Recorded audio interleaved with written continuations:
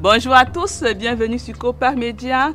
Ce matin, je reçois Jude. C'est un homme connu ici à Québec. C'est un semeur, c'est un influenceur. Alors Jude, bonjour.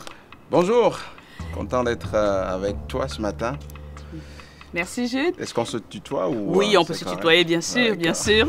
Est-ce que tu peux te présenter un tout petit peu? Parce que moi j'ai dit quelques éléments, mais je suis sûre qu'il y en a plus. Ben alors, pour dire ça tout succinctement, je suis d'origine togolaise. Oui. J'ai fait des études en droit. Après mes études en droit au Togo, dans le droit des affaires, j'ai fait un autre master en Allemagne où j'ai étudié quelques années. Et je parle couramment 4 langues, une cinquième que je comprends. Donc 3 langues étrangères et 2 langues africaines. Et arrivé à Québec en 2005, j'ai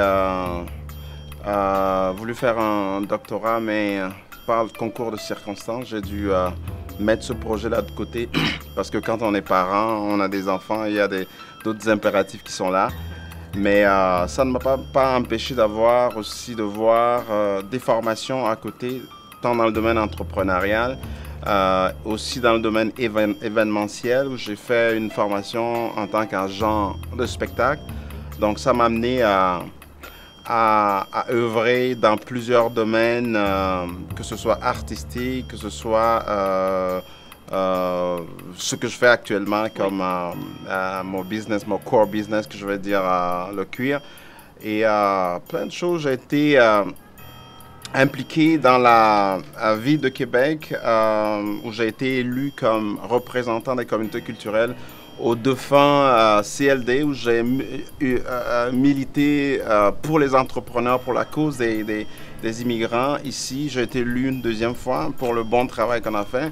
Bon, aujourd'hui, le CLD n'existe plus, mais ça nous a permis d'avoir des contacts et nous a donné aussi l'opportunité d'avoir été lauréat, avoir gagné des prix dans le domaine artistique comme...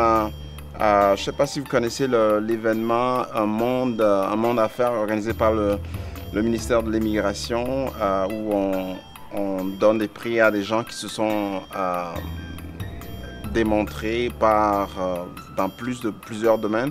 Oui, des personnes sont distinguées, qui se sont distinguées finalement. Donc j'ai eu ça, j'ai eu d'autres prix et donc voilà, simplement... Très vite dit.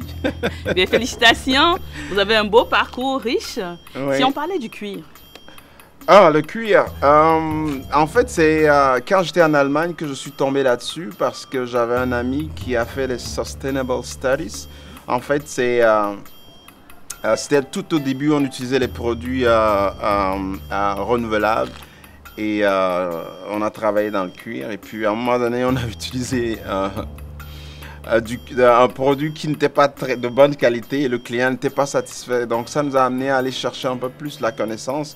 Et c'est comme ça, quand je suis arrivé ici à Québec, après l'Allemagne, je me suis posé pas mal de questions. Qu'est-ce que je fais? Comment est-ce que je vais prendre ma place ici? Et puis le cuir s'était présenté comme une option parce que je travaille chez une compagnie et des gens venaient réparer le cuir pour des voitures accidentées, etc. Et je dis, mais je connais ça. Donc, j'ai refait un voyage en Allemagne où j'ai été apprendre vraiment la science du cuir, en fait. Donc, c'est depuis 2006 que je suis là-dedans. Donc, on travaille, si on pense à un docteur du cuir, oui. Donc en 2 mots, c'est un peu ça, c'est ce que je fais. Oui.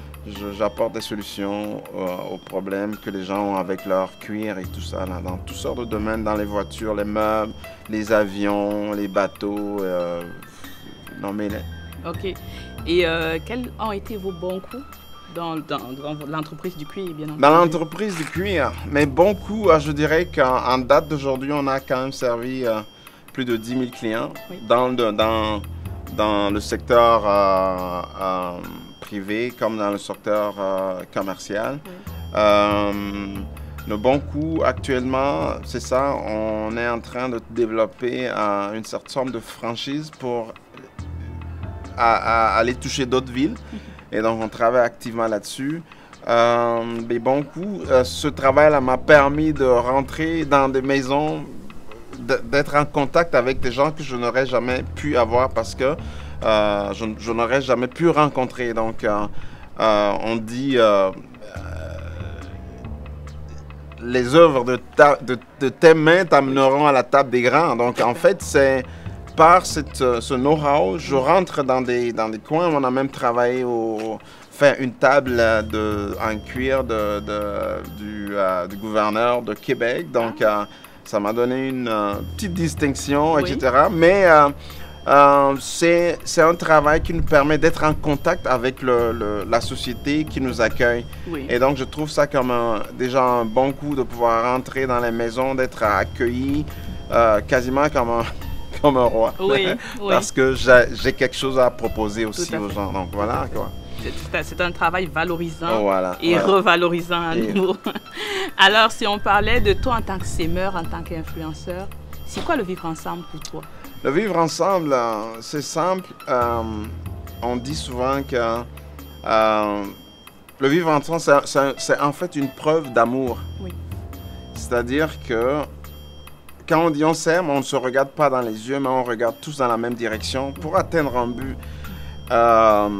Moi, je pense que pour pouvoir vivre ensemble, il faut que nous, en tant que, si vous permettez, immigrants, c'est peut-être pas le bon mot, mais les gens qui arrivent ici, c'est de sortir de notre zone de confort, d'aller vers les gens, d'apprendre, parce que beaucoup de gens arrivent dans une ville, ne connaissent pas l'histoire de la ville, l'histoire des gens. Moi, mon vivre ensemble m'a amené à ma première compagnie artistique qui s'appelait Ataensha, qui était un mélange de rythme, de musique, de culture africaine et de culture amérindienne et arabe. Donc j'ai réussi par mon ouverture aussi, par ma disponibilité, ma disposition aussi à apprendre les autres, à aller vers les autres cultures et à apporter mon background culturel dans cette culture qui est amérindienne. Et on a fait des spectacles, j'ai joué devant 20 000 personnes et j'ai animé une foule comme ça en mélangeant ma musique africaine avec la musique russe. Non, mais il y avait 26 nationalités. Donc, quand tu as quelque chose, quand tu as un background, il ne faut pas avoir peur. Il faut pouvoir l'apporter et d'apprendre aussi aux autres. Quand on arrive ici, on ne sait pas pourquoi les routes, par exemple, sont construites comme ça. Pourquoi les autoroutes sont différentes peut-être des autoroutes qui sont en Europe. Mais quand tu as un Africain ou quelqu'un qui vient d'ailleurs, il faut t'intéresser à poser des vraies questions, savoir pourquoi cette ville a été construite comme ça. Il y a des gens qui arrivent ici, mais restent chez eux des années durant, mangent leurs plats, mangent les mêmes affaires que chez eux, mais ne se disent pas quelle est l'histoire derrière la poutine, quelle est l'histoire derrière plein de choses. Donc, en fait, le vivre ensemble, c'est de sortir de son milieu, de son cocon, d'aller vers les autres et puis d'apporter parce qu'on donne et on reçoit. C'est une loi du donner, du recevoir. Quand tu donnes, tu reçois. Tout à fait. Et quelle pourrait être la place des médias pour un meilleur vivre ensemble?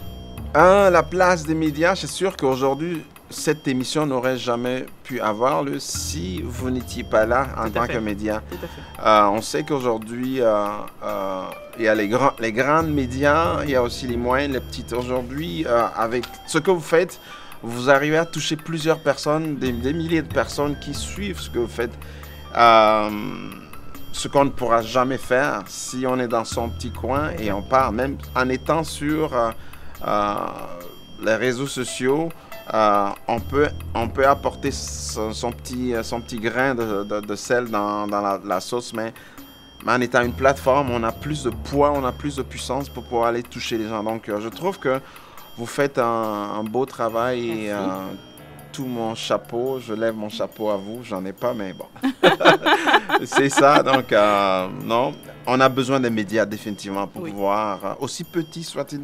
Mon mentor dit « Small is the new big ». Donc, que ce soit petit ou grand, on a toujours un impact et il faut commencer quelque part. Tout à fait, tout à fait. Et moi, je partage la philosophie agir local pour avoir un impact global.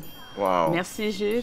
Qu'est-ce que tu peux dire pour le mot de la fin? Je dirais, le vivre ensemble, on ne peut pas faire sans. Oui. Et donc, je remercie Ecopac Media d'avoir permis ça, permis ce partage et j'apprends énormément de ça et je dis aux gens, ben, sortez de chez vous, allez voir.